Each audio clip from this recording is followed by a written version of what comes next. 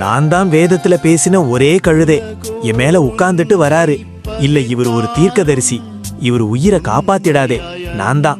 நான் மட்டும் கொஞ்சம் முன்னாடி போயிருந்தேன், தூதன் ஒரே போடா போட்டிருப்பார். அது இருக்கட்டும், நான் என்ன சொல்ல வரேன்னா, என்னை வளர்த்த எஜமானுக்கு நான் பிரயோஜனமாக இருந்தேன், அவர் உயிரை காப்பாற்றினேன். நீங்க உங்களை படைச்ச ஆண்டவருக்கு ஏதாச்சும் பிரயோஜனமா பண்றீங்களா? நான் தான் அந்த பெரிய மீன்.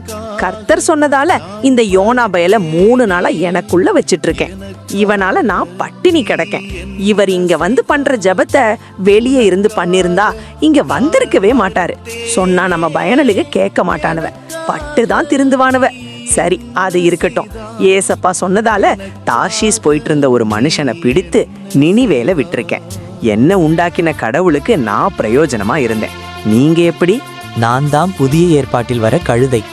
ஏசப்பாவை சுமந்து கொண்டு எருசலேமுக்கு பவனியா போனேன். ஏசப்பா என் மேல இருந்ததால இவ்வளவு நாளா கிடைக்காத மரியாதை எனக்கு கிடைத்தது.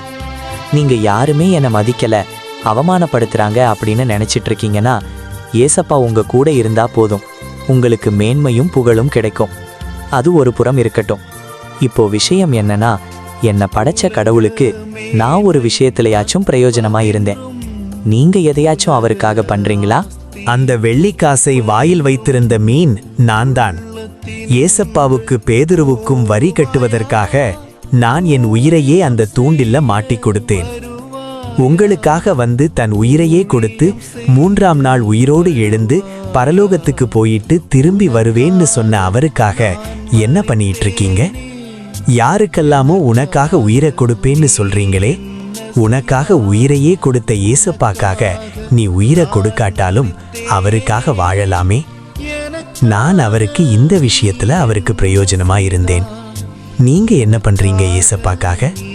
What are you doing for your Lord?